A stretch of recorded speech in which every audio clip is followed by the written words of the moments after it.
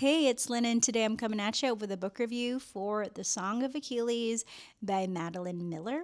The novel is narrated by Patroclus, a disgraced young prince who couldn't be further from the golden heroes of Greek mythology. Quiet and unremarkable in his father's eyes, he arrives in Pythia as an exile, sent away after a violent accident, and it's there that he first encounters Achilles. Luminous, almost supernaturally graceful, and already prophesied as the greatest warrior Greece will ever produce. Achilles is the son of King Peleus and Thetis, a sea goddess who has very specific plans for her son's immortal legacy and absolutely no patience for the unassuming boy her son inexplicably befriends. What begins as an unlikely companionship deepens, slowly and inevitably, into something neither of them quite has the language for. Miller moves the story forward in vivid, purposeful strokes. Summers spent training under the centaur Chiron on Mount Pelion, the slow discovery of what they mean to each other, the constant cold interference of Thetis. There's a passage where Achilles tells Patroclus that heroes are famously unhappy, but that he intends to be the exception because Patroclus exists. I had to put the book down for a full 2 minutes after reading that line. Of course, the world won't leave them in peace. When Paris of Troy makes off with Helen of Sparta, every king who once swore to defend her husband is called to honor that oath. Patroclus is bound by one such oath from childhood. Achilles goes willingly, seduced by the promise of eternal glory. Together they sail to Troy under Agamemnon's command, and what follows is a decade of siege, wounded pride, and slow unraveling until both their fates are sealed, as Greek tragedy tends to insist upon, with devastating finality. What Miller does with real skill is make a world that could so easily feel alienating feel warm and inhabited. Ancient Greece carries that faint dread of high school English class, dense names, defined genealogies, references designed to trip you up. But Miller moves through her mythological landscape with generous confidence. Every god and foreign shore is introduced with just enough context that you never feel lost, and never so much that it slows the story's pulse. Her prose is precise and beautiful without being showy, and she wears her classical scholarship lightly enough that it illuminates rather than overshadows. The pacing is also a quiet achievement. Rather than marching chronologically through events, Miller structures the novel as a series of close, carefully selected scenes. We skip years without it feeling like a gap because what we are given is always exactly what matters. A moment of tenderness on the mountain, a charged silence before a battle, and so on. The Trojan War lasted 10 years, and the fact that Miller distills that span into a narrative that never drags speaks to how clearly she understood what the story is actually about, and she refused to let the epic machinery bury the human heart that is underneath. The romance between Patroclus and Achilles is the novel's most quietly radical achievement. It doesn't announce itself. It grows the way real feeling does, rooted in years of proximity and trust.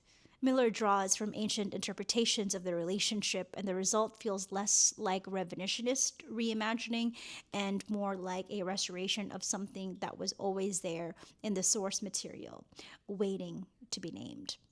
That line about heroes being famously unhappy carries the entire emotional logic of the novel. Achilles, given the choice between glory and joy, wanted both, and Patroclus was what made the second possible.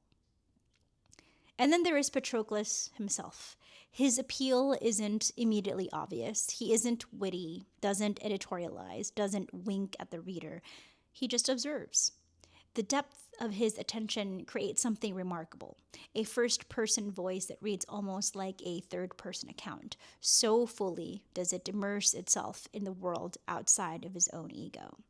His selflessness isn't a weakness, but a kind of moral clarity. He sees Achilles honestly, stubborn, pride, and all, and loves him anyway. There is something almost unbearably moving about a character whose greatest act of devotion is simply to keep paying attention. I also want to give Miller credit for what she does with Thetis, cold, possessive, and furious at the softness her son has chosen over immortality. She functions as the novel's antagonist for most of its pages, but in the final pages, something shifts. After the war and the grief and the loss, Thetis returns to Achilles' tomb, and what passes between her and the shade of the man her son loved is one of the most restrained and devastating things I've encountered in a very long time. When she finally inscribes Patroclus' name on the tomb so he too can pass into the afterlife, the scene doesn't ask you to cry. It just makes you. That said, Achilles himself is where the novel falls a little short for me. He is radiant and occasionally petulant, capable of great tenderness and equally capable of breathtaking selfishness.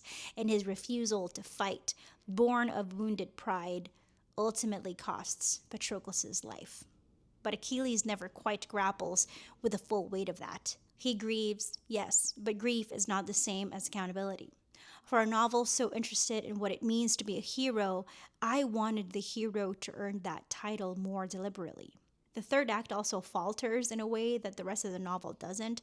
Miller builds such careful momentum throughout, and then the narrative arrives at its pivotal catastrophe and seems to step right past it. The moment I had been dreading across the entire book resolved so quickly and without ceremony that I reread the passage several times, wondering if I'd missed something. I hadn't. The emotional architecture Miller spent 300 pages constructing deserved a more deliberate collapse, in my opinion. And that is the novel's central frustration. Not that it ends the way that it does, but that it doesn't quite know how to end. The final pages keep going without quite landing, as though Miller, having written herself into a grief too large to resolve, let the narrative simply run itself out.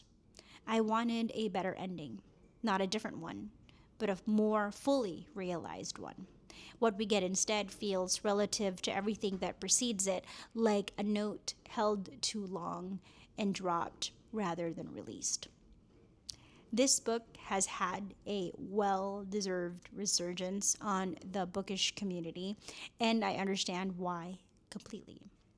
The Song of Achilles is intelligent, tender, and written with a classical precision that makes you feel like you're being let in on something ancient and true. For everything it does right, and it does a great deal of right, the final act keeps it just shy of the masterpiece it almost is. And so, with that said, I give this novel 4 out of 5 stars. Not a dismissal, but a recognition that something this close to extraordinary deserves to be held to the standard it set for itself. And so, that leads me to you. Have you read it? Or are you planning on reading it? Drop your thoughts down in the comment section below. I'd love to interact with you. And as always, thank you so much for watching. You are awesome. Stay awesome. And I will see you in my next video. Goodbye.